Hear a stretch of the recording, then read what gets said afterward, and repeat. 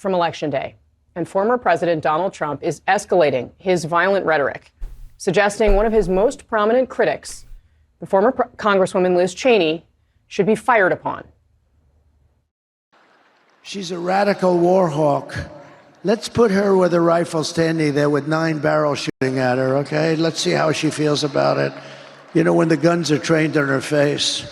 So the Kamala campaign and the media, although saying both of them is kind of redundant considering they're one and the same, is now claiming that Donald Trump threatened to shoot Liz Cheney.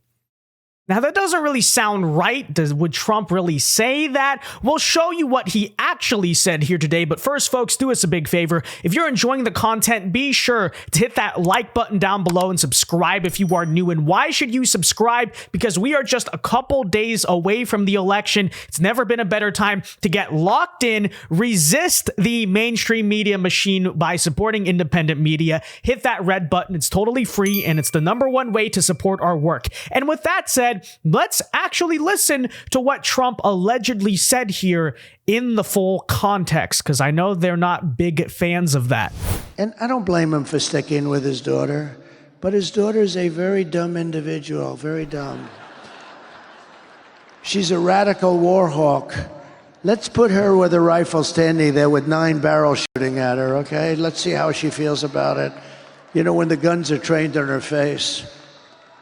You know, they're all war hawks when they're sitting in Washington in a nice building saying, oh, gee, let's send 10,000 troops right into the mouth of the enemy. But she's a stupid person. Yeah, so look, you could make the argument that Trump should have worded it a little differently because the media would take it out of context, and I guess to an extent that is true.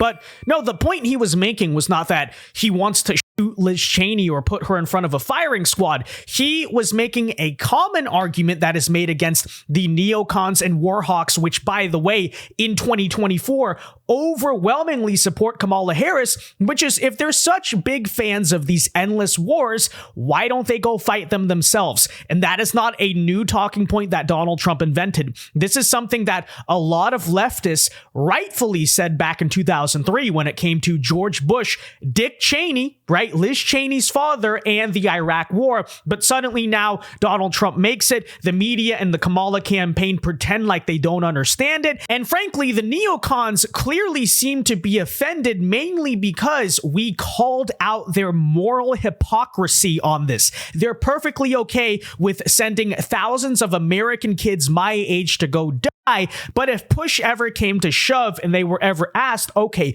would you volunteer to enlist and go fight these wars?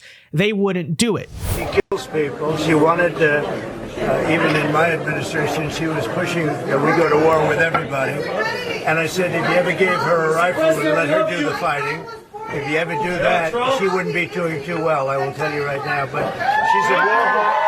She wants to go kill people unnecessarily.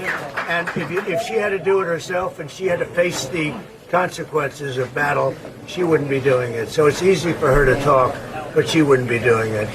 She's actually a disgrace. No, exactly. And honestly, guys, I have a lot to say about this entire issue as a whole, okay? As a 21-year-old draft age Gen Z voter who just cast my vote for Trump today, like, this is an issue that is very important to me. The premise of a potential World War III that would happen under Kamala Harris, the fact that she's talking openly about putting one of the Cheney family members in her cabinet.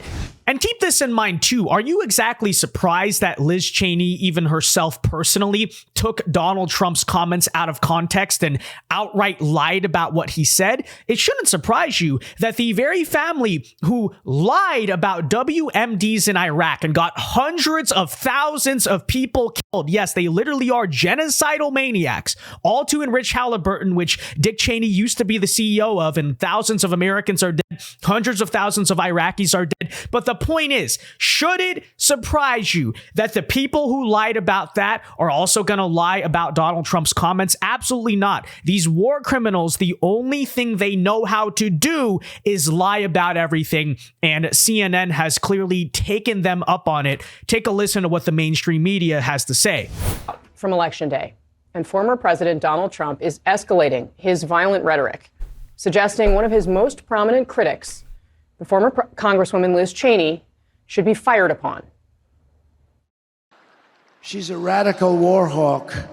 Let's put her with a rifle standing there with 9 barrels shooting at her, okay? Let's see how she feels about it. You know, when the guns are trained on her face. You know, they're all war hawks when they're sitting in Washington in a nice building saying, oh, gee, let's send 10,000 troops right into the mouth of the enemy. Let's see. You know, the moral hypocrisy here is just so outrageous because you know what, CNN? Okay, if you find that so bad, if Liz and Dick Cheney find that to be so bad, then maybe they should stop subjecting, again, American kids my age to the very conditions that Donald Trump described. If fighting war, if being in war is so bad and something, you know, we shouldn't wish upon everyone, how about you stop wishing that among American citizens, among American kids, okay? Let me ask that question to Liz Cheney's father, who, by the way, to this day, and I know I'm very passionate about this because this is an issue, honestly, that was core to the reason, among others, that I actually voted for Donald Trump. How many young Americans did you send to die in the Iraq war for nothing, okay? For your own self-interest and something you lied to the American public about?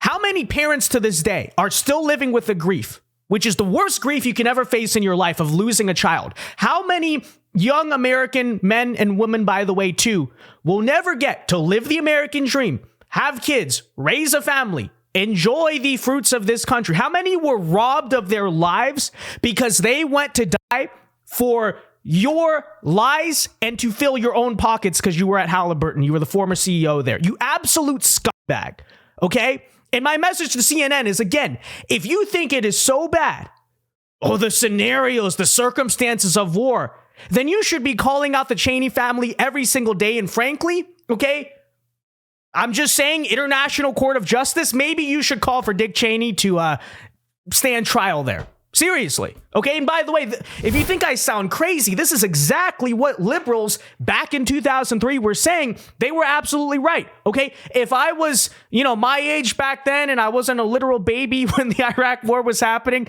I would have agreed with them, frankly. Okay. Because I've always felt this way my entire life. Just saying. Okay. Just saying. See how she feels when the guns are trained on her face. Let's sit with that for a moment. Of course, violent rhetoric. Moral hypocrisy. But this stark imagery represents an escalation at a tense moment when the country is on edge heading into Tuesday, with 7 in 10 Americans saying they feel anxious or frustrated about the election, according to a new AP poll. Yeah, we, in my generation, especially the men, feel pretty anxious about the idea of being drafted to World War III. Huh? How about that? And Kamala Harris literally wants to put Liz Cheney in the cabinet as part of her unity plan. Yeah, the war criminals and we're going to unite with the war criminals, guys. Unbelievable. And it comes after Trump has raised the specter of using the U.S. military on Americans he calls the enemy within.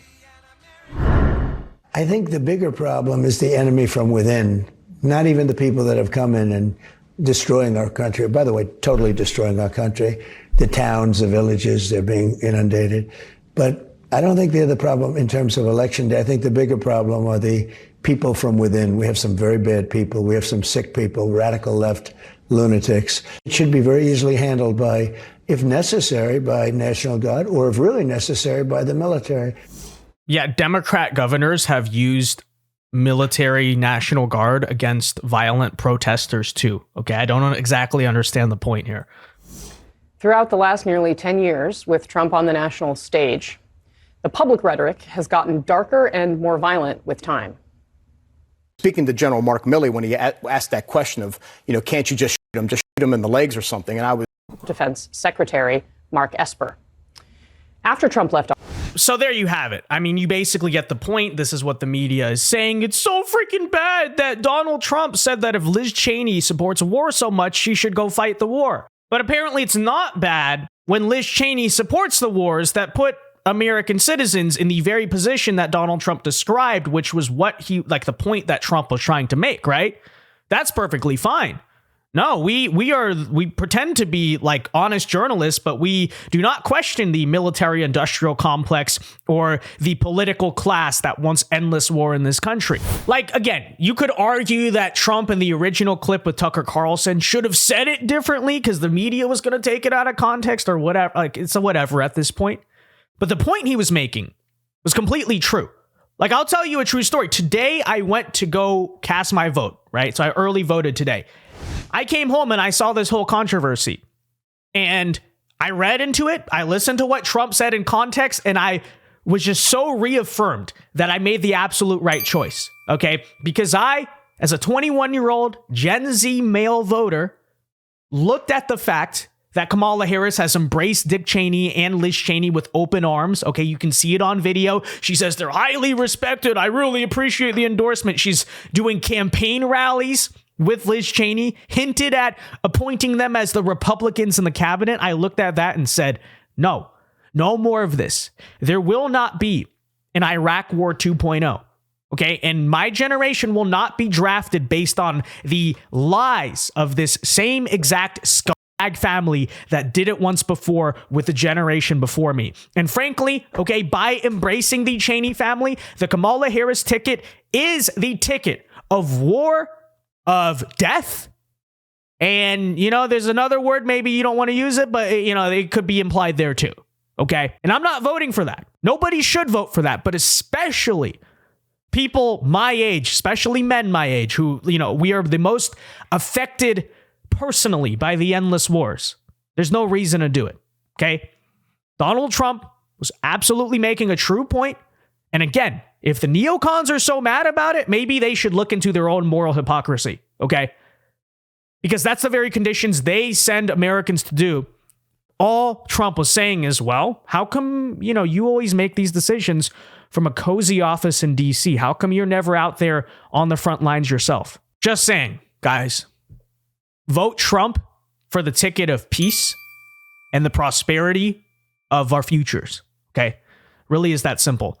Don't vote for the Dick Cheney ticket. With that said, though, let me know your thoughts in the comment section down below. Be sure to leave a like on this video, subscribe if you are new, and until next time, God bless and peace.